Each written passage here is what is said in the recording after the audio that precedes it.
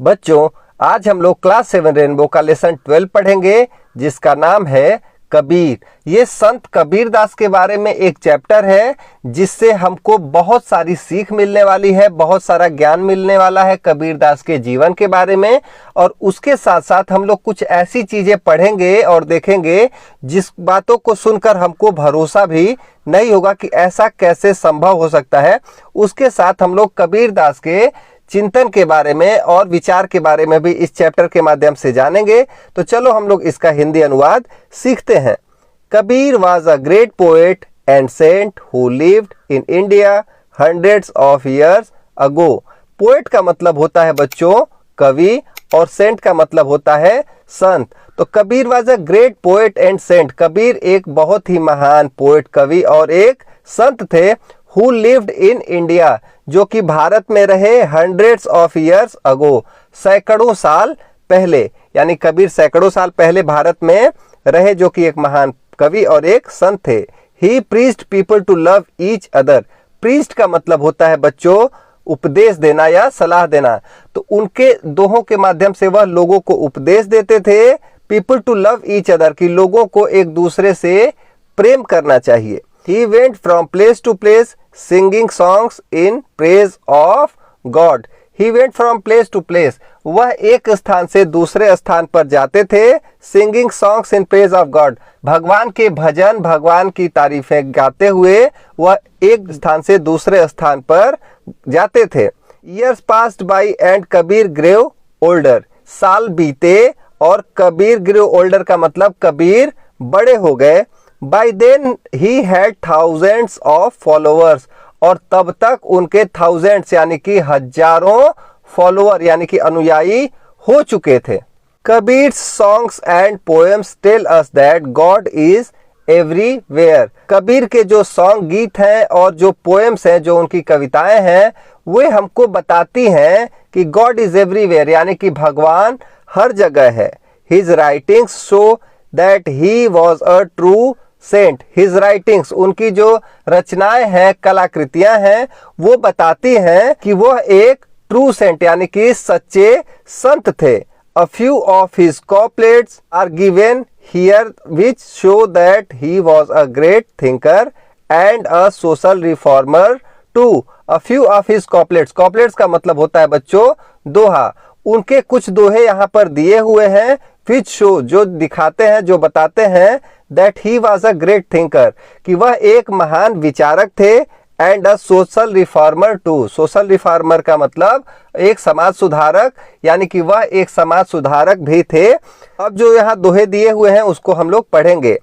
ऐसी बानी बोलिए मन का आपा खोए, औरन को शीतल करे आपहु शीतल होए। कबीरा खड़ा बाजार में सबकी मांगे खैर, ना काहू से दोस्ती ना काहू से बैर। इनका मतलब ये हुआ कि ऐसी बानी बोलिए मन का आपा खोए, यानी कि हमको ऐसी वाणी बोलनी चाहिए, ऐसे लोगों से बात करना चाहिए कि हमारे मन का आपा खोए, हम लोग एकदम शीतल हो जाए, स्वस्थ हो जाए, एकदम हमारा मन शांत हो जाए। औरन को शीतल करे आपहु शीतल होए, और इससे दूसरों को भी प्रसन्नता मिलेगी, दूसरों को भी ठंडक मिलेगी और आपको भी ठंडक मिलेगी, और यानी आपको भी प्रसन्नता मिलेगी। अगर आप किसी से प्रेम से बात करते हैं तो वो तो खुश होगा ही, आप भी खुश होंगे, आपको भी खुशी का एहसास होगा। तो ये कबीर दास के दोहों में से एक दोहा था। और अगला दोहा है, कबीरा खड़ा बाजार में मांगे सबकी खैर, ना काहू से दोस्ती ना काहू से बैर। यानी कि जो कबीर है वह कहते हैं कि कबीरा खड़ा बाजार में, मैं बाजार में खड़े होकर सबकी खैर मांगता हूँ। खैर का मतलब होता है कि सभी लोग स्वस्थ रहें, शुभकामना करता हूँ कि सभी लोग अच्छे रहें। ना तो मेरी किसी से दोस्ती है और ना ही किसी से मेरी दुश्मनी है। Kabir taught everyone to love God. Kabir ने टॉट यानी कि पढ़ाया, कबीर ने सभी को पढ़ाया कि हमें ईश्वर से प्रेम करना चाहिए, लव करना चाहिए। He always said, Kabir is the child of Allah and Ram. He always said यानी वह हमेशा कहा करते थे, Kabir is child of Allah and Ram. Kabir Allah और राम दोनों का पुत्र है।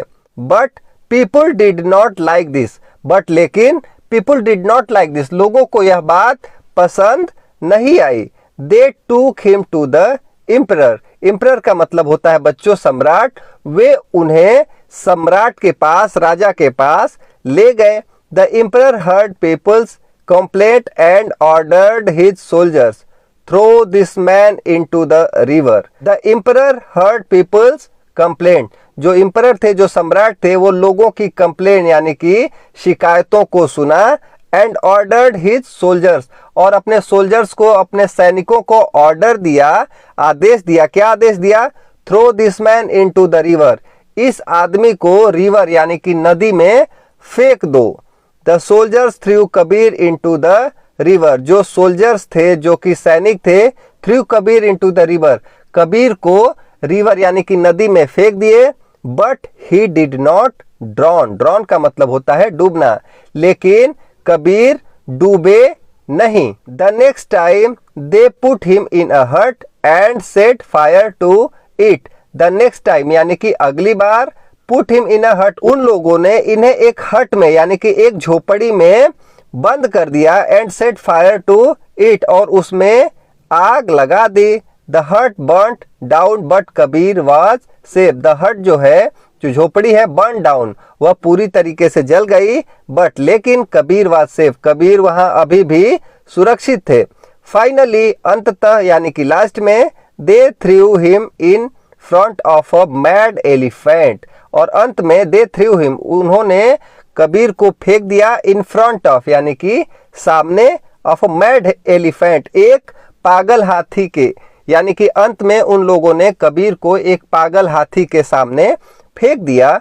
Instead of killing Kabir the elephant ran away without harming him. Instead of killing Kabir यानी कि कबीर को मारने के बजाय द एलिफेंट रैन अवे, जो हाथी था वह भाग गया। विदाउट हार्मिंग हिम, बिना उनको कोई भी नुकसान पहुंचाए। यानी कि अंत में उन सोल्जर्स ने कबीर को एक पागल हाथी के सामने फेंक दिया, फिर भी उस हाथी ने इनको कोई नुकसान नहीं पहुंचाया और खुद ही वहां से भाग गया। On being defeated several times the emperor set Kabir free. यानी कि कई बार हार का सामना करने के बाद जो सम्राट थे, उन्होंने कबीर को स्वतंत्र कर दिया, उनको छोड़ दिया। And when Kabir died his natural death his followers quarrelled among themselves। And when Kabir died, और अंत में जब कबीर मरे, हिज नेचुरल डेथ, स्वाभाविक या फिर प्राकृतिक मृत्यु उनको जब प्राप्त हुई, his followers quarrelled among themselves, उनके जो फॉलोअर्स थे, उनके जो अनुयायी थे, क्वेरल्ड among themselves, आपस में ही क्वेरल यानी कि झगड़ा कर लिए। क्यों झगड़ रहे थे? The Muslims wanted to bury his body. जो मुस्लिम थे, जो कि मुसलमान उनके फॉलोअर्स थे, wanted to bury his body, उनकी बॉडी को, उनके पार्थिव शरीर को, उनकी लाश को गाड़ना चाहते थे जमीन में। The Hindus wanted to burn his body, और जो हिंदू थे वह उनके शरीर को जलाना चाहते थे। उनके अनुयायी हिंदू और मुस्लिम दोनों थे। तो हिंदू में अंतिम संस्कार बॉडी को जलाने के बाद होता है, और मुसलमान अंतिम संस्कार बॉडी को दफना कर करते हैं। तो दोनों अपने अपने तरीके से उनका अंतिम संस्कार करना चाहते थे, इसीलिए वे आपस में झगड़ रहे थे। Suddenly the Hindus and the Muslims heard a voice from the sky. Suddenly का मतलब अचानक। The Hindus and the Muslims, Hindu और मुस्लिम दोनों, heard a voice from the sky, आसमान से एक आवाज सुने। इट वॉज कबीर्स वॉइस, यह कबीर की ही आवाज थी। Take the sheet off my body, यानी कि मेरे बॉडी पर से, मेरे शरीर पर से, टेक द शीट ऑफ, जो शीट है, जो कफन है, जो पर्दा है, उसको हटाओ। When they removed the sheet they did not find the body. When they removed the sheet, जब उन्होंने उस कपड़े को हटाया तो उन्होंने देखा कि they did not find the body, उनको वहां पर बॉडी नहीं मिली। In its place they found only some flowers, इसके जगह पर दे फाउंड, उन्होंने पाया, ओनली सम फ्लावर्स, वहां पर सिर्फ कुछ फूलों को ही उन्होंने पाया। सो द मुस्लिम्स टूक one half of the flowers while the Hindus took the other half. इसलिए जो मुस्लिम थे, जो मुसलमान थे, टूक one half of the flower, वो फूलों में से आधा लेकर चले गए, वाइल जबकि the Hindus took the other half, जो बचा हुआ आधा फूल था उसको हिंदू लेकर चले गए।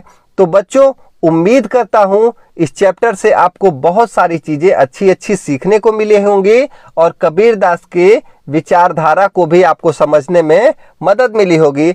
और ये जो आश्चर्य हुआ यह वास्तव में हुआ है, तो ये भी चीजें हमको बहुत ही रोचक लगी होंगी। तो बच्चों ये वीडियो आपको जरा सी भी पसंद आई तो इस वीडियो को लाइक करें और आगे आने वाले चैप्टर के भी वीडियो इस चैनल पर आते रहेंगे, तो चैनल को अभी सब्सक्राइब करें। चैनल के लास्ट में कुछ कठिन शब्दों के अर्थ दिए हुए हैं, तो उनको आप लोग अपनी कॉपी में लिखकर याद करने की कोशिश करेंगे। मिलते हैं अगले वीडियो में, तब तक पढ़ते रहें, अपना ख्याल रखें।